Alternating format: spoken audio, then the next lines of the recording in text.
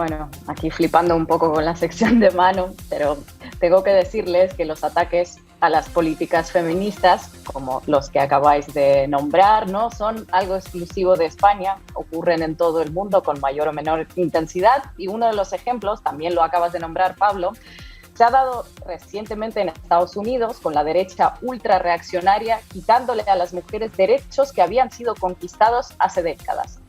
A finales de junio, la Corte Suprema de Estados Unidos, que es la máxima instancia judicial en el país, tumbó la histórica sentencia conocida como Roe contra Wade de 1973, que reconocía el derecho al aborto.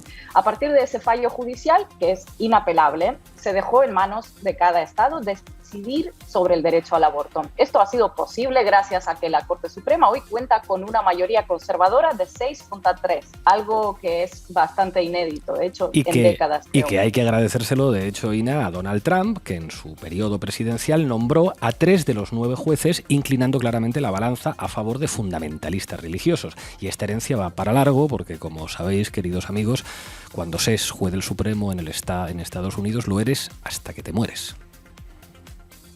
Es vitalicio, sí. En cuanto se hizo pública la decisión del Tribunal Supremo, los estados controlados por los republicanos restringieron el aborto de forma casi inmediata, recurriendo a leyes de activación, también conocidas como leyes gatillo, que entran en vigor en cuanto se anuncian. Y son Arkansas, Dakota del Norte, Dakota del Sur, Idaho, Luisiana, son algunos de los estados que activaron esas leyes gatillo. Según el Instituto Guttmacher, un dato muy reciente, lo acabo de revisar, son ya 44 los estados que prohíben o restringen en menor o mayor medida ese derecho. O sea, 44 estados es prácticamente Estados Unidos entero. Sí, y con eso millones de mujeres estadounidenses retroceden 50 años en el tiempo, pese a la opinión pública, porque se estima que cerca del 85% de los ciudadanos de Estados Unidos están a favor del aborto legal. Los argumentos de los jueces trumpistas se reducen a que la Constitución no contempla ese derecho, con lo cual no es un componente de la libertad. Estamos hablando de una Constitución que data de 1787, la Carta Magna más antigua en vigor del mundo. Todo muy lógico, como en el siglo XVIII ese derecho no se confirió, pues entonces, según el tradicionalismo extremo de estos jueces fundamentalistas, pues no hay que reconocer nada que no se reconociera en el siglo XVIII, ¿no? Claro, mandarlo a la hoguera directamente.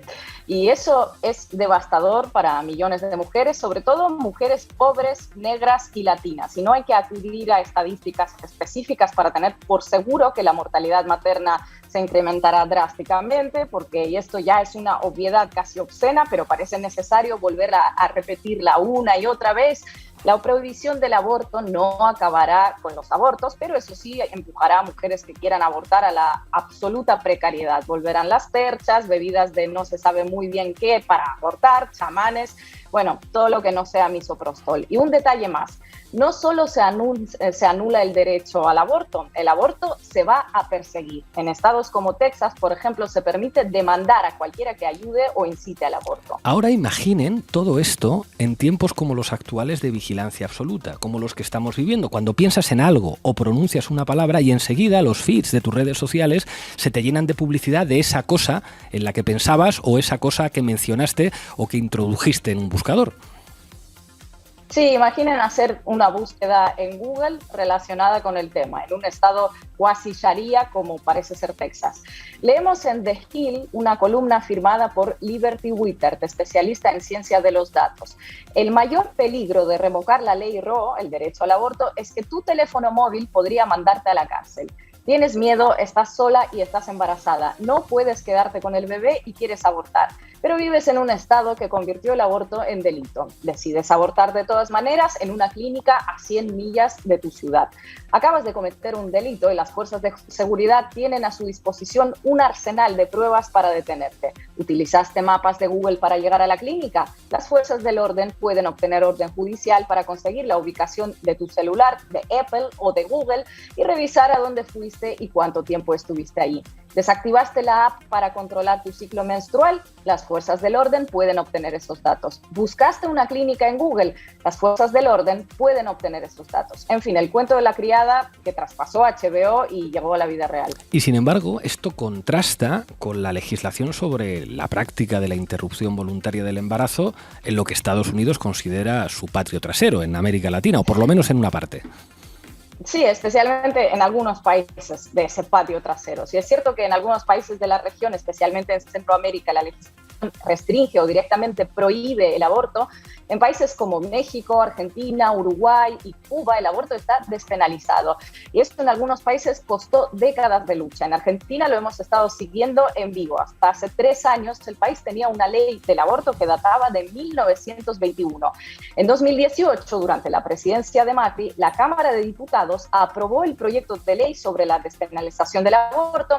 En aquel entonces el movimiento que se autodenominó Provida y los diputados conservadores nos han regalado momentos sinceramente míticos. En el Senado oímos contundentes argumentos del tipo: ¿qué hubiera pasado si la madre de Mozart o la madre de Vivaldi hubieran abortado? O que, esto es una cita exacta, la vida es lo que nos hace estar hoy acá.